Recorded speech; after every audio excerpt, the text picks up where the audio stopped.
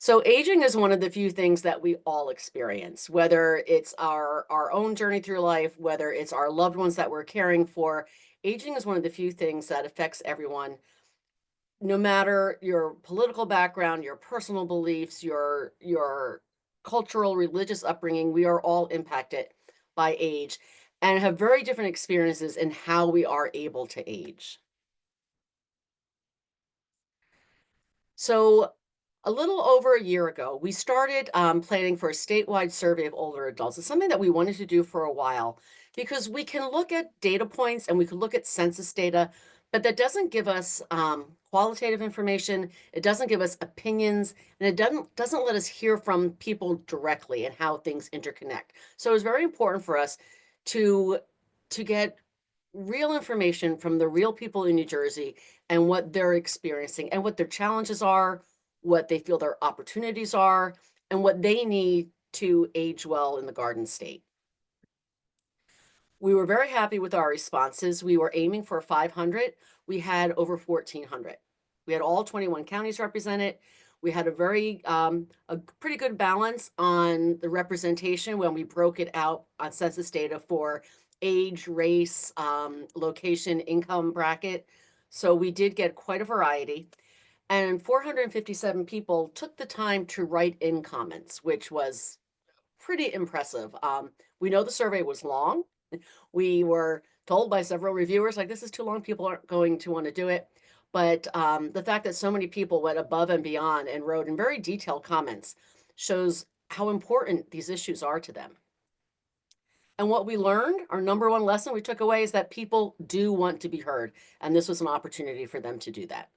To the extent that we are planning to redo this survey every 2 or 3 years as we go forward. And we're going to add to it. We're going to work on having translation and people doing in-person interviews so that we can get a wider representation. But we feel this is something that we need to continue to do and keep up over the next few years. So one of the first things we took away from this was, what do people want to be called? And we want to break down ageism and stereotypes. So we asked people, what do you want? There was a mix. Some people don't want to be called senior citizen at all. Others don't seem to mind it. But we were very amused by what some of the others were. My favorite is Queenager, myself. But, we see the humor in some of that. But we want to be respectful and we want to be inclusive and we want people to feel like we are talking with them, not about them. So I think just asking people right up front, how do you want us to refer to you, really set the tone for the rest of the survey. And we asked people the top concerns as they age. So there was multiple choice. Some things didn't have the responses we were expecting. But what came down to was health issues. That's not surprising. Housing, which we know is a struggle for a lot of people in New Jersey at every age because housing is very expensive. Their finances, being able to participate in the activities I like. And that's something we're going to go into more detail because that's something more nebulous. This doesn't mean the same thing for everyone, but it's a core value and a core goal that's very important to people. And then finally, transportation and the challenge of giving up driving here in New Jersey. And as we go through, if you have a question, please use the raise your hand function. I want this to be a discussion. There are going to be times when I stop and I ask you how this affects your communities or your experience. But if you have something you want to ask or contribute, please just use the raise a hand function or put it in the chat. So the first area to get into is health. And in some ways, health is something that it's hard for us in the field of aging to help people with beyond health services. Unless you're a physician or a healthcare provider, this might be something that is challenging. But when we wanted to understand how people consider their health, how do they view their well-being, we asked what applies to them. And as you can see, you're probably not surprised by some of these answers. We know that people over the age of 60 are more likely to have chronic conditions. We know that illness can keep people from doing what they like. And we also know that mobility and falling are real risks and challenges.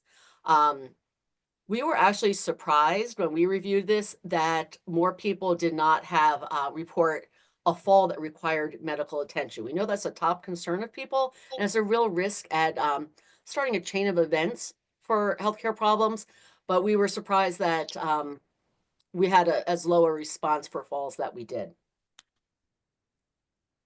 So we wanted to ask people how they see themselves. Um, what is as important as what a doctor tells you is how you view yourself and how you feel about yourself. Um, we think we were surprised that people rated themselves higher than we thought at overall well-being, um, and financial well-being, which we're going to go into later, was not such a great rating, where that's the biggest challenge that people seem to face. Mobility is a challenge we know people face. And mobility ties into so many other things. It ties into transportation. It ties into your ability to participate. It ties into your healthcare and what you need. And even if you can stay in your home or if you can drive. So mobility is something that's an indicator of a much broader range of issues. It's not just walking. It's everything you need to get around, and to take care of yourself, to do what you need or what you want to do. So when we ask people if they have access to healthcare providers, very high ratings on if people think they have the access to the services they need. We did see some variation by county. And if any of you from south of Mercer County, I'd be interested to hearing what you think about the availability and access for healthcare services. That's where people were a little less satisfied. When we mapped it out, we could see kind of along the Route 1 corridor where it's more densely populated and there are multiple hospitals from Bergen all the way down to Trenton. People were very happy with healthcare. But when we got down into like Gloucester, Salem, Cape May County, this dropped a bit. So if anybody's from there and would like to add their experience of access to healthcare in the community, please raise your hand, or nobody, or put it in the chat.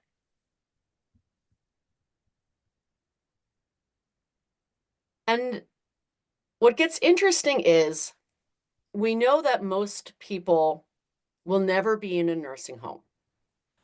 We know there are a lot of stereotypes where you're either completely independent or you're in a nursing home, but there's really so much in between. Some people need some help, some people need more, some people need help in the home, or some people eventually will need some form of assisted living. But when we asked people what their thoughts are, we didn't tell them what the long-term care ombudsman's office said the average cost was. We asked them what they would do. And what is concerning is the low number of people who actually have a plan. Very few people have a policy. We know that long-term care policies are expensive and they're not all equal. They get very, very complicated. But some people said they have enough savings. We're going to talk about income and saving for retirement later. Some people said they'll sell their home, which can be done. But what if they are married? What happens to their spouse if they sell the home? What is the value of their home? Or what if they were never able to buy a home? And that's where we see some real disparities in long-term care. If you bought a home 30, 40, 50 years ago, you've built up equity, and that can be your main source of financing your long-term care needs.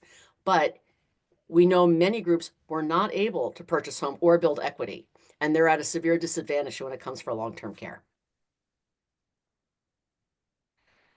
So one of the things that we try to poke around with, and we're not real sure if people really understood the difference between hospice care and palliative care. People are more aware of hospice care. I think that's in the news more, it's more familiar. Palliative care, they don't know as much. And we are working with Goals of Care Coalition to expand the use and understanding of palliative care in New Jersey. So we think that in the next 2 years, we're going to see a lot more progress in that. But palliative care also ties into age-friendly health systems, which recognize what the patient wants and what their priorities are, not just focusing on the illness and the sickness and getting them, out of the hospital sooner. So we're glad that people know about hospice care, but we really think there's room for improvement there in increasing these understandings. And tied into that, we asked about how prepared are they? Most people have a will. we're like 50-50 for the health proxy. And we think that there's a lot of variation here. Some people think a will is enough and don't understand the documentation you need or what you can do in the event of an emergency or if you can't speak for yourself. Now, what's hard to imagine is, or to figure out is, as whatever role you're filling in your career, how do you actually help somebody with their health concerns? Like, how much can we do to help compared to what the person needs to do for themselves or what's between the patient and the doctor? But some of the things we can do to address health concerns in New Jersey are we can support age-friendly health systems. It's a growing movement. There are several hospital systems in New Jersey, like Hackensack, Centra State, and Atlantic Health, that are moving towards these age-friendly health systems, which help older patients, but really impact and benefit the patient's family, their caregivers, and their support system. It makes the experience better for the patient, better for the family. We're also working to increase the asset limit for Medicaid for people over 65. If you're not familiar with it, the Medicaid asset drops from 40,000 down to 2,000 when you turn 65. So if people had community-based services, they lose them when they get Medicare. And that's something that Justice and Aging has been leading a fight for. We had great response to this at the Assembly Committee on Aging and Human Services meeting last week. So we're really hopeful this will go through, but we need to make sure that people have the services that they could have had for years so that they can live independently that suddenly disappear when they turn 65 and qualify for Medicare. We also need to work on our direct care workforce shortage. If you're familiar with the Essential Jobs, Essential Care Coalition, they are working really hard to through training, pilots, policy proposals to do something to recruit more people into this important field and also retain them longer. And also, one of the things that we could all do on our community level, on our local level, is educate residents beyond a health fair. I love a good health fair. Health fairs are great, but once you leave that site, what happens? How many people actually go?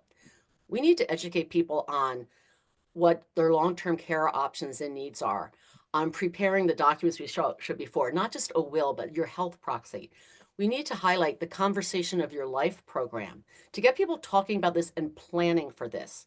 So we need to think outside the box and not just say, like, health issues, that's between the doctor and patient. There are things that we can do on the community level for this. Does anybody have good examples or challenges they want to share about addressing the healthcare needs in their community or any struggles you're facing? Oh, okay, a quiet group. So not surprising, one of the top concerns is housing, right? We know that New Jersey is very expensive.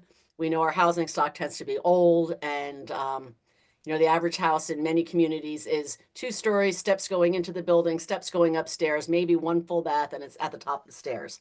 Not practical for aging in place. So we wanted to ask people what they're planning to do in the next 10 years. As you can see, there's a lot of uncertainty. Um, there are people who clearly wanted to stay in New Jersey. Um, Several are planning on going out of state for multiple reasons. But the fact that there's so much uncertainty is concerning because people need to be able to plan ahead. And part of the reason for that uncertainty is we really have a housing crisis here. We asked people if they can stay in their current home. And as you can see, it was kind of all over. If you take a look at the county you're in, I'd like to hear, are you surprised by this? Do you disagree by this? Overall, there are not high levels of people feeling they can stay in their current home as they age. There's some variety, but not much. Like Bergen County, only 40% of people felt they could stay in their home. I'm going to call on Janet Sharma and see if you have a comment on that. Is that surprising to you? Let's see. Yeah, it does. It is surprising because when I hear the complaints about how things are just not available and they're too expensive and so forth, and there's such a shortage. Yeah. So maybe So, that's just the people who answered the questionnaire. yeah, well, no, so 60% are not sure or disagree. Only 40% feel they can stay in place. You think it's less than 40% feel they can age in place? In Inglewood, yeah. Okay. But yeah, um, Maybe it just has to do with how many people answered. That's true. And in counties like Warren and Burlington, there's a much higher rate of people feeling they could stay in place. I suspect that some of that has to do with its newer housing. And Um, taxes, taxes well, everywhere. and taxes, true. And some what I loved about the write-in comments was this is what we really wanted. We wanted to hear from people what their experience was. And if you look at these, it's a range of income. It's people, we have 3 different counties here that are all facing basically the same issue. They want to stay in their home and they're having challenges to do it. And they're also having a hard time finding an appropriate, affordable place to downsize to. And I don't mean affordable with capital A government programming, just housing that is plain affordable within their budget. At the end, when I give you the slides, I'm going to have all of the write-in comments at the end so you can see these and more. But we like for every issue across county, across race, ethnicity, and income groups, we saw similar comments all the way through. So our key takeaways on housing are that less than half of the people we surveyed felt that their homes are suitable for them to age in. A lot of people want to downsize, but 70% just did not see options in their community. And 42% said that the upkeep of their home is a financial struggle. So this goes into our next issue. How do we afford staying in New Jersey? Did somebody have a comment? No. We put together our questions on cost of living and we put property taxes in under affording to stay in New Jersey. So the cost of living is the top reason that people would leave the state. Property taxes is right behind it. And I think those two really intertwine. 30% of the respondents have trouble paying their property taxes. And the majority said that the taxes are at least a moderate burden or have an impact on them. We have multiple property tax programs for older residents. I don't know if you're aware, but one streamlined application is now released for the Anchor and the Senior Freeze program together and Stay NJ if that's ever enacted. But that's a big step forward in making it an easier process so more people can take advantage of it. And the eligibility levels for the Senior Freeze especially have gone up about threefold in the last 5 or 6 years. So that's a big improvement. But if people don't know about them, they're not taking advantage of it. When we look at property taxes and the impact, one of the real frustrations that makes it a strain for people is when you look at the share of the property taxes that are benefit only residents, not a lot. Especially with social services or things that can help people age in place. It really depends on the size of your community. You know, a town of 10,000 people is not likely to have a senior social worker. A city of 80,000 might afford one, but it's very varied throughout the state. Local transportation is minimal. But when we look at what benefits everybody else, you know, schools are the largest portion of our property taxes. I'm not anti-school. I have kids that went to school, but when we look at the portion, and some people wrote in, they're paying a lot for their school system, but they're not getting any benefit from it. And that's when they start to see a disconnect or a challenge. And then also it benefits everybody else, you know, basics like the fire and police department and the parks and recreation department. Go ahead, Julia. You have a question? Yeah, well, I was just gonna say, it's possible, and we can hope that, as the demographics change and there are more people over 65 than school age, that some of that might change, like Yeah. some of the proportion of taxes that we pay might go towards some of the kinds of, supports and benefits you're talking about. It might be too little, too late, but, paying attention to this now and using the data, I think could be helpful in these conversations with municipalities and at the state level, because, you know, it's been like eh, the, the function or, you know, the equation for so long Mhm. that they might not be thinking about how this will need to change in relation to the demographic shift. Exactly. And again, not to take away from students, but you know, in 10 years, we'll have more people over 60 than we have sitting in our classrooms, and the student population is going to start to decline, just lower birth rates. So there's a proposal out for $500 million for school repairs. I'm sure it's needed, but we need to think of how are we going to, you know, what do we put into new schools where the population is going to go down? Or even how do we build schools that are really community centers that are used by everyone in the community, not just students between, 9 and 3.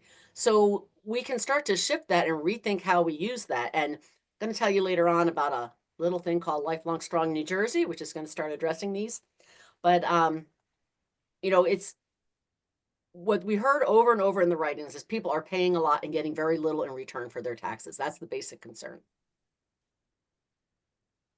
So, well, I'm going to bring this up several times, but there is a real lack of knowledge of what's available for older people. We have a communications problem. I don't think we have a program problem as much as we have a communications problem. And when we ask people about their knowledge of the property tax programs, there were really low rates for senior freeze. The former homestead program that stopped when Anchor started, it was, I think it maxed out like 450. It went to almost everybody. But people are aware of Anchor. You probably all remember getting a mailing, a postcard, hearing something on the radio at the Anchor program. That level of communication isn't there for senior freeze, which can have a bigger, better impact on older adults. So we need to start putting these communication plans in for services and programs to help people age in place. And when we broke down the cost of living more, we said upfront finance was the number 3 concern for people. Only 38% of the people felt they saved enough for retirement. And less than half of the people still receive a pension, which we were surprised that was so low. The average rate of people working down to somewhere in the 20s, and we know that pensions are kind of being faded out and replaced by 401ks. But we were surprised that so few people in our survey reported a pension because a pension gives you it's a stable, secure income, which with that lower cost, maybe people have more 401ks, but they're not as predictable or safe as a pension being paid out. And some of our writing comments here, and again, look at the difference in the income categories. People ask us to advocate for everybody, not just those at certain income levels. The issues go across all boundaries. We heard a lot of people that said they're falling through the cracks, or they don't meet the criteria, but they still need help. And this is really important to hear. One of the things that we've been bringing up with some of the state legislatures is the idea of a sliding scale. If anybody has comments or critiques of that idea, I really would welcome your ideas and input. One suggestion is maybe when you're $10,000 above the income cutoff for the prescription program, maybe you get a partial benefit, and then 20,000 above is reduced more. So at some point it phases out. But we think that it's starting to catch on. We're doing a little more research on what other states are doing on that. I would love to hear your comments. You want to raise your hand or put them in the chat of what you think of a sliding scale for benefits.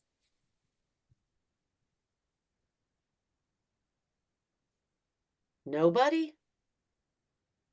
All right, we're gonna have to make this more interactive because I want to learn from you guys. So transportation, this is something that you probably all know well. I know this is a lot of data on this sheet, but when we asked people about their driving status, a lot of people have scaled back. They're still driving, but they scaled back. And about 35% said this is like one of their top concerns. What will they do when they stop driving? Or maybe they feel they should have stopped driving already. We asked about if people have their community has like a senior bus or something for older residents. A lot of unawareness, and a lot of people said they have it, but I don't use it. Our concern there is if you don't use it, they might stop the service. But you can see by county what the concern is as people, as they age, how they feel about transportation. And it's, pretty consistent throughout the state. What we know is that reliable transportation is necessary for everyone, and it's not just going back and forth to the doctor. It's grocery shopping, it's socializing, it's going to your house of worship, it's going to the senior center exercise programs. So we need to expand that and not just think about getting people back and forth to the doctor. And we also know that most people they slowly change their driving habits. Might be like they stop driving on the highway or they stop driving at night and they start to scale back until their circle gets smaller and smaller. Um, when we asked about, their local opportunities, there just was, again, a high level of unawareness of what's there and what's available to them. But we also saw this as an opportunity because not only are there more people worried about driving, but there's a shortage of CDL drivers. It's harder and harder to get bus drivers, jitney drivers. People are more familiar now with rideshare options like Uber and Lyft and getting a ride online. So there's a lot of potential there to replace that standard bus service with something more flexible. And Easy Ride offers several options in North Jersey for that, where you can have an account with like Uber or Lyft, or I think the other one is it Via, um, where they will arrange the rides for you. And they sound expensive. We're talking about $10 each way per ride. But when you look at the cost of owning, maintaining, paying the driver and the insurance and the gas for a municipal owned vehicle like a mini school bus, it balances out pretty quickly. So we need to think of newer, more flexible options for people, but we also really need to do something about rural areas. We had a lot of write-in comments from people in Hunterdon County, some of the southern counties, where there just isn't public transportation. So the option of taking a bus or a train just isn't there. And we need to raise awareness of that and try to address their needs more. And for some areas, having a fixed route or having a bus for older residents just won't be practical. Again, that's where a rideshare option could come in and serve more people in a better, more timely fashion. Now, this was one of my favorites, and I think our vaguest category, being able to participate in the activities I like. Because this really pulls in a lot of different things. This pulls in, are you well enough? Are you physically able to do it? Are your friends still in the community? And can you get there? So 41% of our respondents listed it as a top concern. And what does it mean? What do I need to do that? As I said, I need the transportation. I need the funds to get there. I need to be feeling well enough. And I also have to have a community that's open, has events, and is accepting. As I said before, older adults just don't know about programs. And a big part of that is programs that are going on in their own backyard. Um, if you're not online, you might not be getting the updates on the free concert in the park or the chili bake-off that's going on in my town this weekend. Most towns have so much going on, but if you're not in that loop, you're not going to know about it. So is it like a benefit program? Sorry, a benefit or an event problem, or is it a communication problem? And we think it's really a communication problem. So we asked people, where do they get their information? There were many more online than we expected, but if you look at the second one, word of mouth. And I've had this answer in other surveys as well. So you just need to find the right people that are friendly and outgoing, and you can get your message out. But if you're not connected, you're unaware of what's going on around you. We also found that doctors' offices are a trusted source of information. We're working on something now, so we're gonna educate geriatrician offices and other providers that serve a large number of older adults on how to get them the information on the programs for Division of Aging Services, things like the hearing aid program, the prescription programs, so they can share that with their own patients. The idea came out of we were talking to a geriatrician that has a large practice up in North Jersey, and she said, I'm so frustrated because I often have patients that come in and the family's concerned they have dementia, but it's really a hearing loss issue and they can't afford a hearing aid. I said, well, New Jersey has 2 programs for hearing aids, and they were unaware of it. I did hear back that for one of their patients, they were able to help them get that hearing aid, which makes a huge impact on not just their health, but on their ability to connect socially. We know that newspapers are going out of print. The Star Ledger is no longer in print as of last month. So finding new ways to get information out is becoming more and more important. And we also know that houses of worship, we are being de-churched. So we can't rely on them as we used to for getting out information to older residents.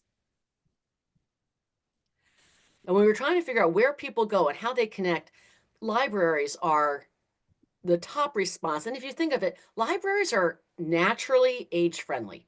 They are there for everyone. You have the children's reading room, school programs, programs at night. Libraries are probably the best opportunity for people to connect in their community. And twice as many people go to their library as go to their senior center. We know that some towns, as I said before, have a better support system or senior services in place. A lot of that depends on the size of the town and the size of the municipal staff. We were also really surprised that so few people reported that there's a senior advisory council in their town. I think that even our age-friendly communities, not all of them have a senior advisory council. But that's something that we really want to encourage, because if you don't have a way to hear from your older residents, how can you possibly make change to help address their needs? But when it really comes down to doing the things that we want to do as we age is our social connections. So it was only a little more than half the respondents said that not many of their friends have left. And 45% have had enough of their friends or family leave to make an impact on their social connections and their well-being. So what does this mean? We talk about social isolation now, and we know the impact that can have on your, not only your mental health, but on your physical health. So people who are losing their connections, who are moving away or losing them if their friends and family have died, are in the middle of a life-altering event, and that can impact their own ability to age well. What we were surprised at is people weren't very impacted by COVID. And I think during COVID, we were very focused on isolated older adults and helping people. If we could keep that momentum coming out of COVID, we can help people fight the social isolation, keep them connected.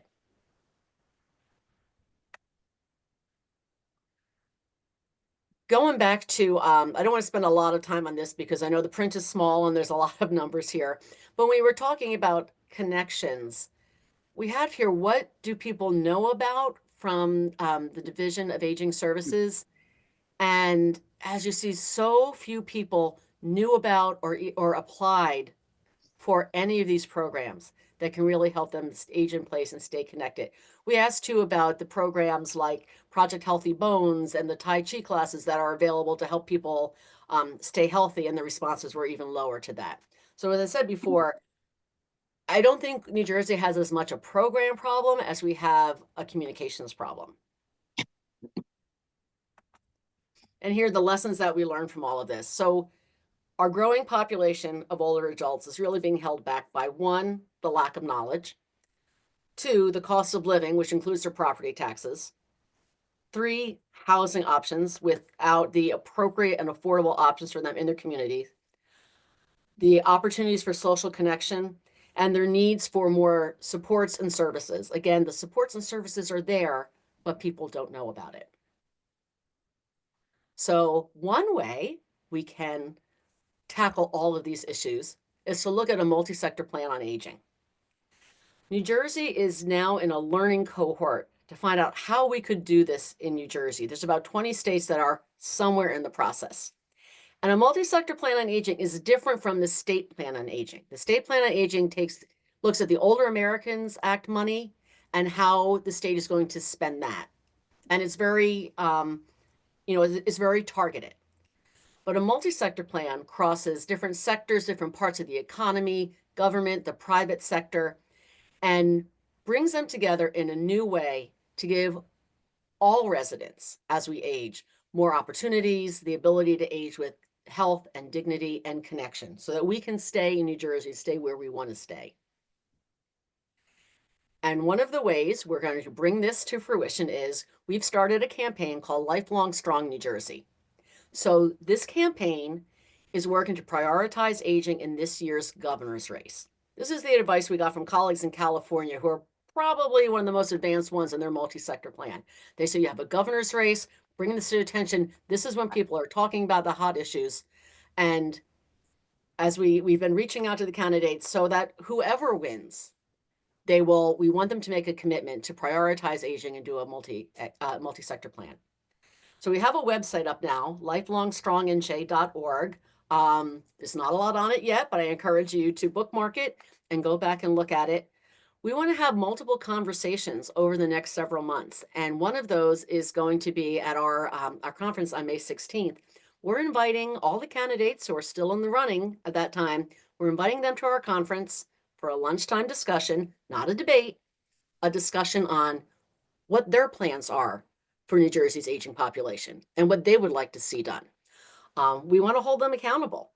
And we've been working with a public relations firm that is introducing us to the candidates one by one. You know, and we'll see who rises to the top. But this is something we can't ignore. And as we tell them up front, we're not just talking about more services. We're talking about how do we change New Jersey so that everyone here can age well. You know, we hear over and over New Jersey is a great place to raise a family. Well, it should be a great place to stay as well. So that's an emphasis we want. We want people to be able to make their choice, stay in New Jersey, and have what they need in place to support them.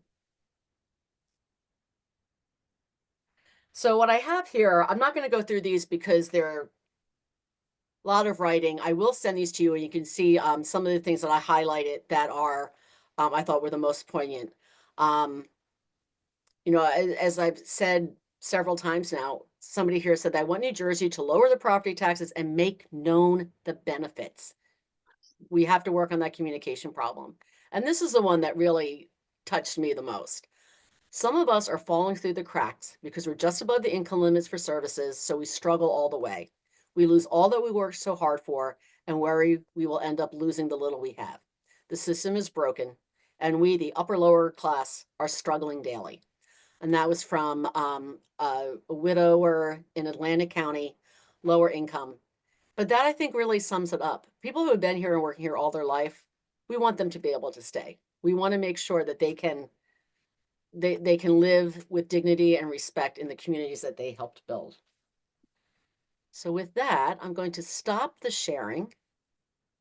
And I would love to hear from you. I can look at the chat now.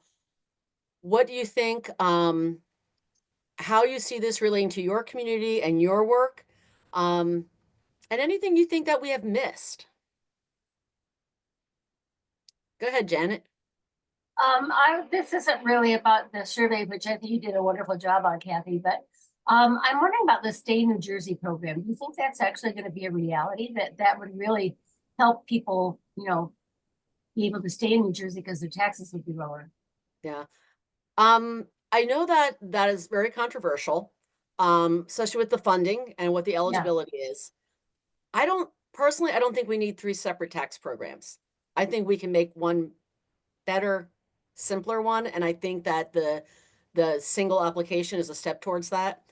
I don't think we can count on Stay New Jersey yet because it hasn't been fully funded, and with the change of administration, Yeah, and it's really expensive.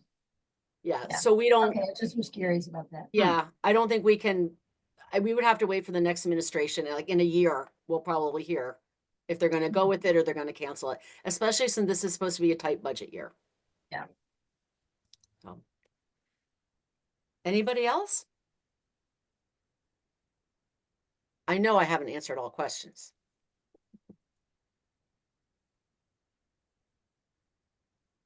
I have a question, Kathy. I'm sorry, I don't see how to raise my hand here. That's okay. Kathleen Cullinan, Ocean County. So you talked a lot about this survey, the Office on Aging state plan. Can you talk a little bit about the blueprint and how that might fit into a multi-sector plan or not?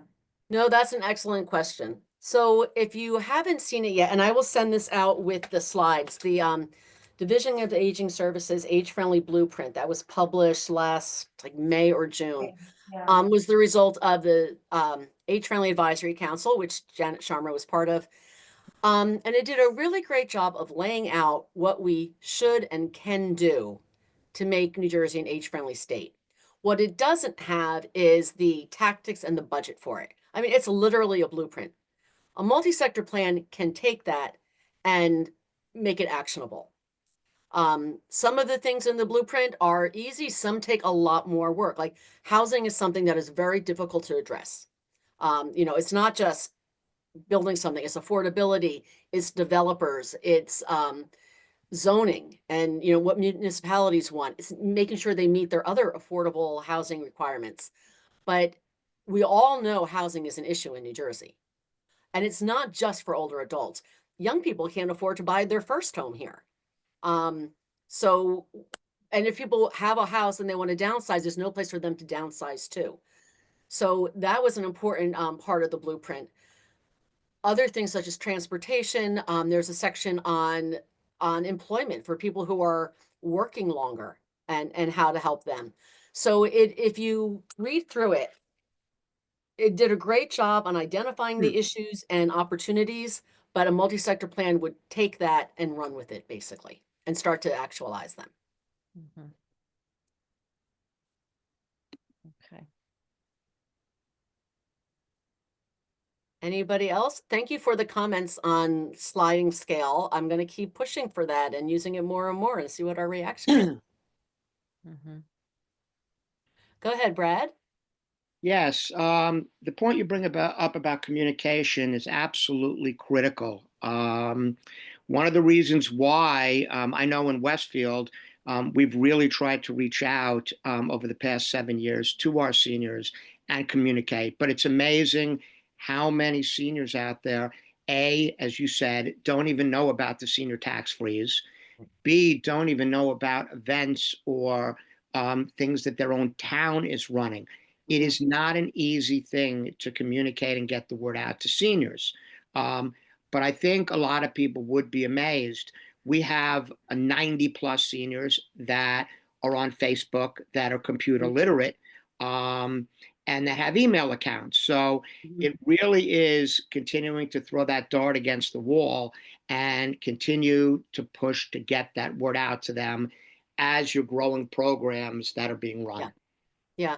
No, I think you're right. And I think that we're going to see more people as people age and retire, they're going to be more tech savvy because they've been working with technology at work. They're more familiar with it. I actually completely disagree with the idea that older people are bad with technology because this is the generation that put a man on the moon and a TV in every house. So I don't want to hear that they can't do technology. Not, we wouldn't have technology if it weren't for them. True.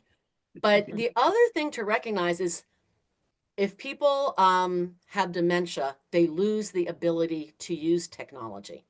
So someone who used to be on an iPad or Facebook or a computer might lose the ability to connect in that way. And I know there's a push for more and more online activities engagement, which is great, but we have to be aware of that fact. One thing that can help is, you know, we said word of mouth is the second most relied upon form of communication. If we broaden communications to everyone, so for example, if there is something, a tax workshop for older adults, if it's put out in the municipal blast so that people can tell their parents, their older neighbor, and spread the word that way, I think we have to look at a larger target audience and not just that specific age group.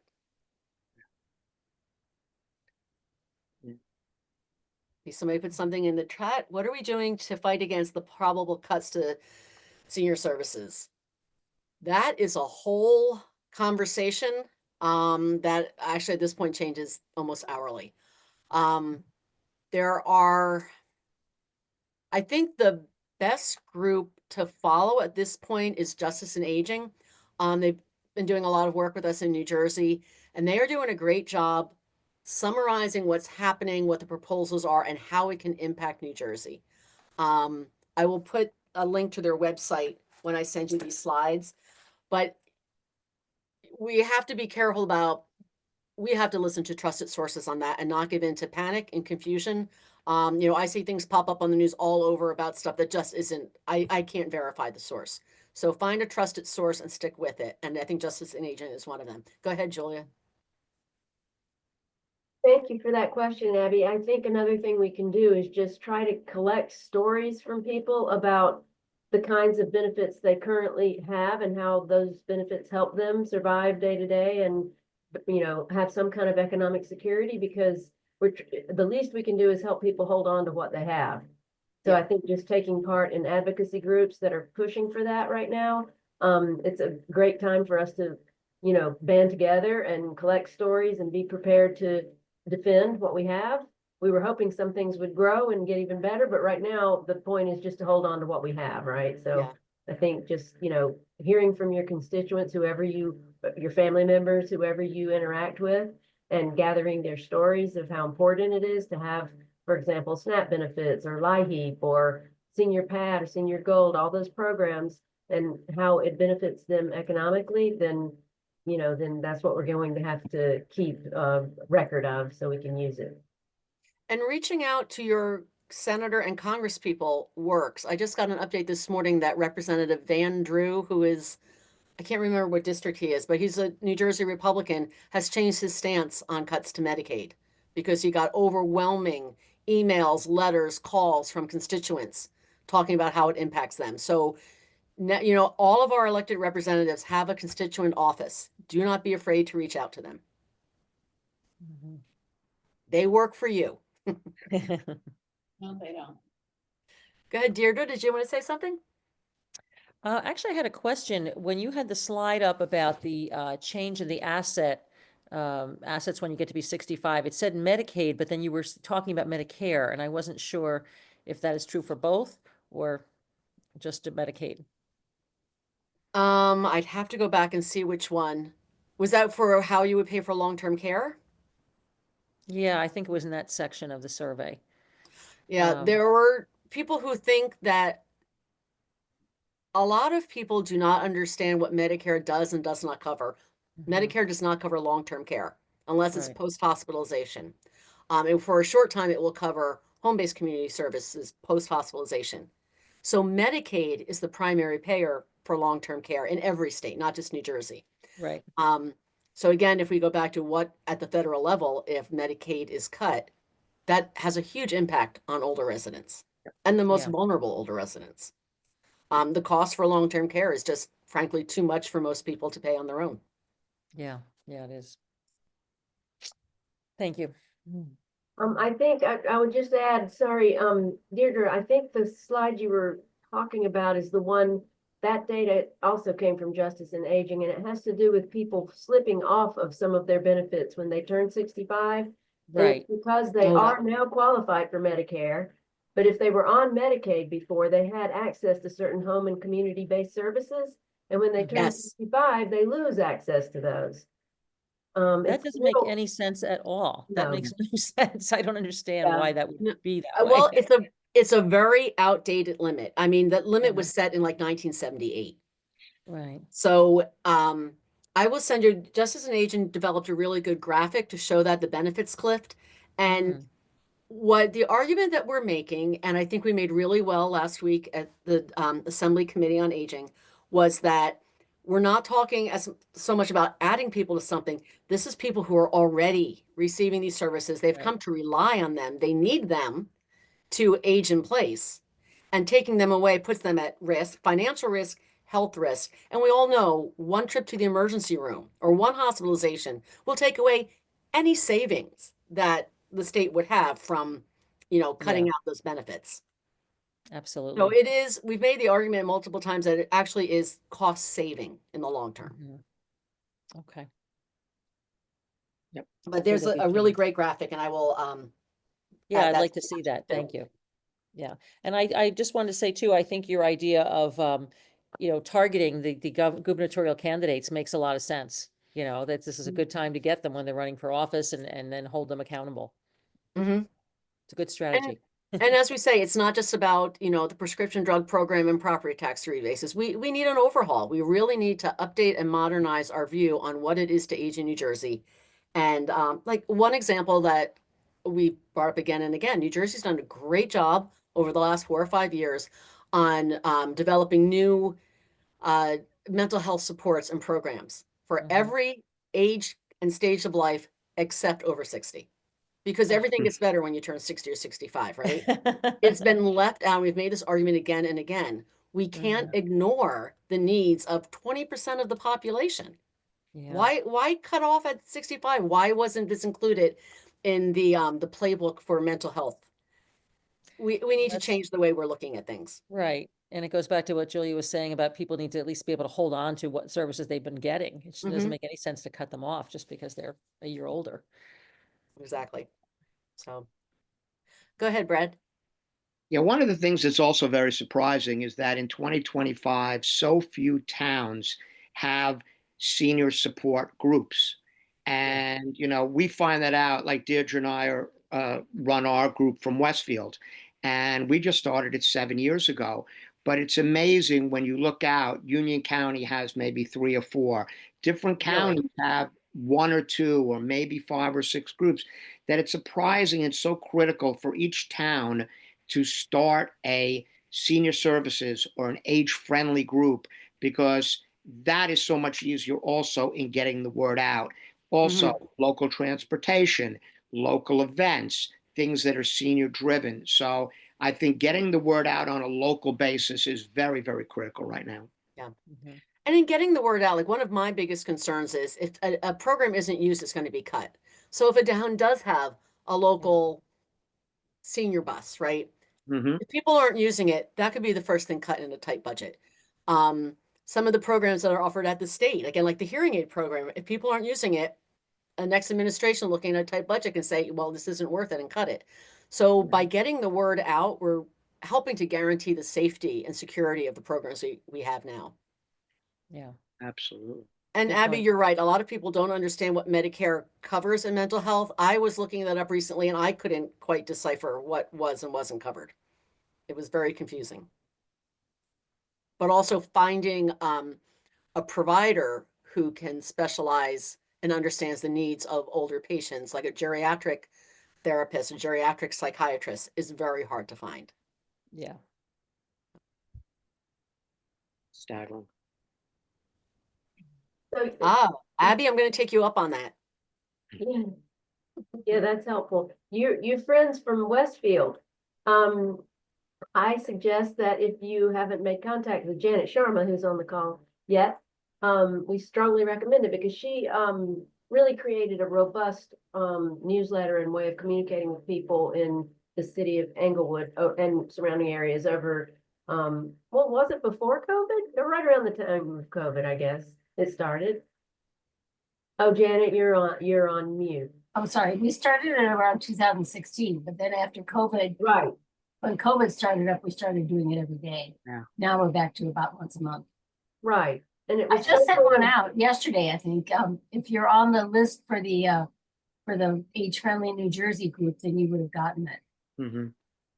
Look for that. Yeah, Yeah. we send ours out every other week. Oh, that's Our- great. I That's our mean, primary form of communication with the seniors, and we keep trying to increase the list. So we're getting close to 600 people on the list now, but there's obviously a lot more seniors in That's town. great. So that's I'll great. give you Yeah. a hint that I did. I used to work for the Age Family Initiative in Maplewood and South Orange, and I took the tax records and looked at who owned their house for more than 30 years, Yeah. thinking that probably puts them at mid-50s at least. right. So then you have a mailing list. You don't have their email or phone number.